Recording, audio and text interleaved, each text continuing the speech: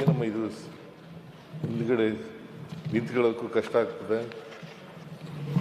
ಸ್ವಲ್ಪ ಇದಕ್ಕೆ ಜರುಗಿಸಿ ಇದನ್ನು ಚೇರ್. ಹಾಂ,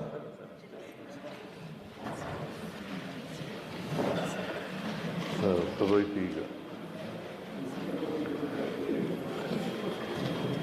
ಸೈಜ್ ಕುರ್ಚಿ ಆಗಿಲ್ಲ ಅದು. ಸೈಜ್ ಕುರ್ಚಿ ಆಗಿಲ್ಲ. ಮುಖ್ಯಮಂತ್ರಿಗಳು ಮೈಕ್ಗೆ ಈ ಥರ ತೊಂದರೆ ಮಾಡಿದಾರಲ್ಲ, ಮೈಕ್ ತೊಂದರೆ ಆಗಿಲ್ಲ. ಯಾವ ಮಂತ್ರಿಗಳಾದರೂ ಅಷ್ಟೇ, ಮಂತ್ರಿಗಳಾದರೂ ತೊಂದರೆ ಅಂತ ಹೇಳ್ಬೇಕಾಗುತ್ತೆ. ಕೂತ್ಗಳಪ್ಪ ಭೋಜೇಗೌಡ, ನೀನು ಮುಖ್ಯಮಂತ್ರಿಗಳ ಕುರ್ಚಿನೇ ಅಂತಂದರೆ ತೊಂದರೆ ಆದಾಗ ತೊಂದರೆ ಆಗುತ್ತೆ ಅಂತ ಹೇಳ್ಬೇಕು. ಈಗ ಸರೋಯ್ತು.